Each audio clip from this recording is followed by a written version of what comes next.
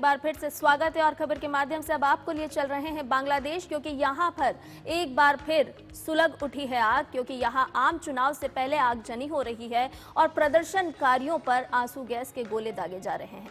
और ये सब कुछ हो रहा है सिंगापुर में इलाज के दौरान छात्र नेता उस्मान हादी की मौत के बाद। जी हाँ, आम चुनाव से पहले फिर एक बार बांग्लादेश जो है सुलगता नजर आ रहा है। प्रदर्शनकारियों ने पूर्व पीएम शेख हसीना के घर को आग के हवाले किया। वहां चट्टग्राम में भारत के सहायक उच्चायुक्त के घर पर भी हमला किया। द डेली स्टार अखबार की बिल्डिंग पर हमला हुआ और साथ ही साथ आप बता दें इमारत के अंदर फंसे पत्रकारों को किसी तरह बचाया गया। अखबार प्रथम अली के कार्यालय में भी तोड़फोड़ की गई। हालांकि बड़ी संख्या में आपको बता दें जो सुरक्षा बल हैं वो तैनात किए गए हैं।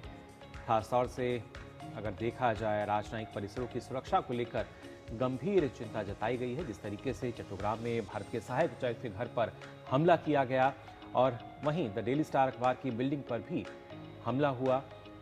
लगातार उग्र प्रदर्शन हमने देखा और किस तरीके से इमारत के अंदर फंसे वहां जो पत्रकार थे उनको किसी तरह वहां से बचाया गया।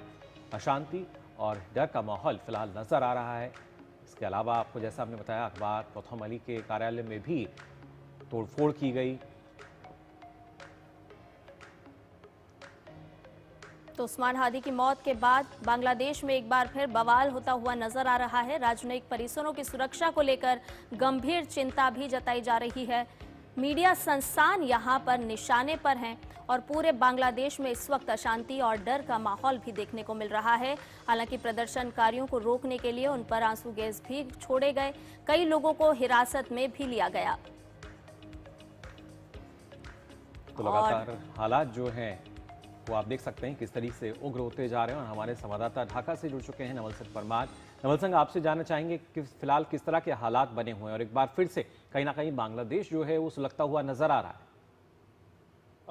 देखिए, बांग्लादेश का जो हालत है खास करके लॉ एंड ऑर्डर सिचुएशन वो बहुत ही खराब है। और उसमें भी कल रात जो है जैसे ही ये ओस्मान हादी का डेथ का न्यूज बांग्लादेश में स्प्रेड हुआ उसके बाद जो हालात हुए हैं उसमें कहीं ना कहीं टारगेटेड अप्रोच से mob justice kind of thing और प्रोटेस्ट जो है जो हो रहा है उसमें मीडिया को टारगेट बनाया गया और Indian embassy Indian high commission के जो एस्टेब्लिशमेंट है उसको कहीं ना कहीं टारगेट बनाया गया। कल 3 बड़ी वारदात हुई। उसमें एक प्रथम आलो न्यूज़पेपर है बांग्लादेश का, बांग्ला और इंग्लिश में बड़ा न्यूज़पेपर है, और डेली स्टार वो भी एक बड़ा दोनों बड़े न्यूज़पेपर है। उनके ऑफिस पे जो है मॉब पहुंचा और वहां जाके उन्होंने तोड़फोड़ किया और ऑफिस को आग लगा दिया गया। उसमें डेली स्टार जो न्यूज़पेपर है उसके ऑफिस के अराउंड 20+ लोग जो है उसके रूफ पे फंसे हुए थे और आर्मी की और फायर कर्मी के आने के उनका इंटरवेंशन के बाद उनको बचाया गया। बड़ा हादसा हो सकता था वहां पे, उनकी बिल्डिंग को पूरा आग लगा दिया गया था। तो वो और उसके साथ साथ जो न्यू एज न्यूज़पेपर है यहाँ बांग्लादेश का, उसके एडिटर इन चीफ जो बांग्लादेश एडिटर गिल्ड के जो है चेयरपर्सन है, जो बड़े न्यूज़पेपर है और उनके जो न्यूज़ मीडिया कर्मी है उनके ऊपर हमला हुआ, उनको परेशान किया गया और आगजनी वगैरह हुई। और एक जर्नलिस्ट को खुलना में गोली मार के मार दिया गया। तो कल रात में मीडिया के ऊपर जो हमला हुआ है और उससे पहले एक गवर्नमेंट जो यूनुस एडमिनिस्ट्रेशन है उन्होंने काफी जर्नलिस्ट लोगों को एलिज्ड केसेस के अंदर जेल में डाला गया है। उनको टेररिज्म के चार्ज लगाए गए हैं और एंटी सोशल एक्टिविटीज के चार्ज लगाए गए हैं। तो उसके चलते जो है बांग्लादेश में मीडिया के लिए स्पेस बहुत ही कम बचा है।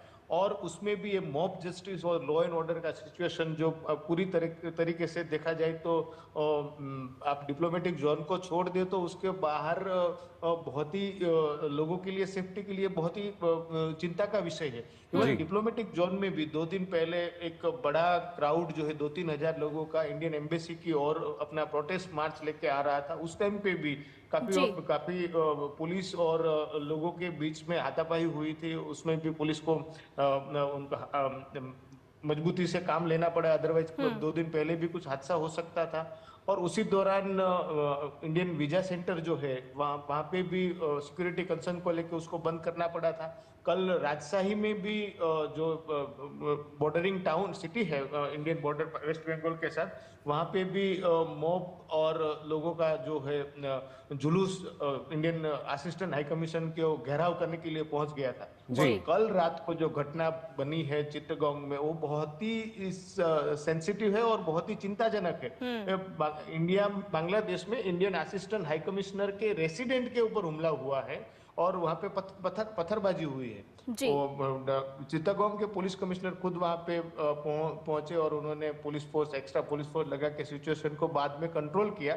लेकिन डिप्लोमेटिक परिसर जो है, राजनयिक परिसर है, उसके अंदर लोगों का पहुंच जाना वो बड़ी चिंता का विषय माना जाता है। नवल सिंह, बांग्लादेश से जिस तरह की ये तस्वीरें सामने आ रही है, जिस तरह से आग के हवाले किया जा रहा है, क्या इसके पीछे की वजह सिर्फ छात्र नेता की मौत है या फिर कुछ और भी संदेश यहाँ पर प्रदर्शनकारी देना चाहते हैं? क्योंकि जिस तरह से मीडिया संस्थान पर हमला किया गया है, क्या मीडिया को नियंत्रण करने के लिए वहां पर हमला किया गया?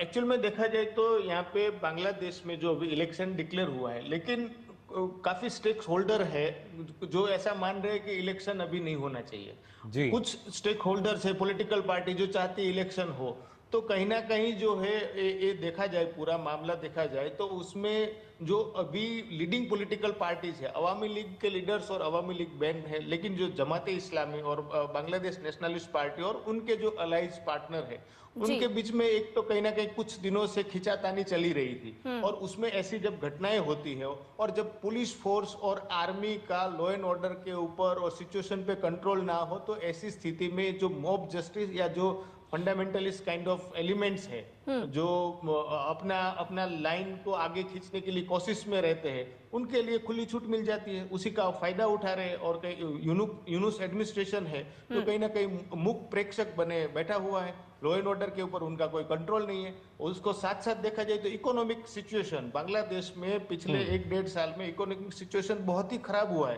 पहले भी इन्फ्लेशन था, हसीना के टाइम पे भी इन्फ्लेशन था, बेरोजगारी था, वो मुद्दे थे, उसी को चलते लोग रास्ते पे आए थे। लेकिन उसके बाद सिचुएशन और खराब हुआ है। लोगों को कहीं ना कहीं ऐसा लग रहा था कि आने वाले समय में सिचुएशन में सुधार होगा, लेकिन ऐसा कुछ हुआ नहीं है। तो जो छात्र है या उनके नवल सिंह के भी इश्यूज है, तो उसको चलते बांग्लादेश का जो देखा जाए तो सिचुएशन जो है, लॉ एंड ऑर्डर हो या इकोनॉमिक सिचुएशन हो या उनका जो एक्सपोर्ट का डिपेंडेंट इकोनॉमी है वो, उसको देखा जाए, या माइग्रेशन जो यहाँ से लोग बाहर रेमिटेंस जो आता है माइग्रेशन, उसमें भी काफी इश्यूज है। तो पूरी तरीके से देखा जाए तो देश जो है काफी पीछे जा रहा है और उसमें जितने भी स्टेक होल्डर है सब रिस्पॉन्सिबल है। ऐसा नहीं है कि कोई पर्टिकुलर पार्टी या कोई पर्टिकुलर 2-4 लोग हैं। जी नवल सिंह, हर किसी की जिम्मेदारी है और कहीं ना कहीं जिन्होंने जिम्मेदारी ली थी कि अब एक नई तस्वीर जो है वो बांग्लादेश के हम सामने रखेंगे, उनका भी एक बड़ा फेलियर जो है वो यहाँ नजर आ रहा है। जिस तरीके से लगातार जो विरोध प्रदर्शन है या अब हिंसा की जो तस्वीरें लगातार हम देख रहे हैं। फिलहाल बहुत बहुत शुक्रिया आपका हमारे साथ जुड़ने के लिए। तो बांग्लादेश में किस तरह की स्थिति बनी हुई है, किस तरह के हालात हैं, उसकी जानकारी दे रहे थे हमारे संवाददाता ढाका से। बिल्कुल, तो एक बार फिर से अस्थायित्व की ओर बांग्लादेश जाता हुआ साफ तौर पर नजर आ रहा है। हमारे संवाददाता भी बता रहे थे कि किस तरह से आर्थिक अस्थिरता भी बांग्लादेश में नजर आ रही है। हालांकि आम चुनाव भी आने वाले समय में होना है, लेकिन किस तरह से प्रदर्शनकारी सड़कों पर है, साफ तौर पर आज बांग्लादेश की तस्वीरें बता रही है। फिलहाल नया सवेरा में एक छोटे से ब्रेक के लिए रुक रहे हैं, जल्द हाजिर होंगे।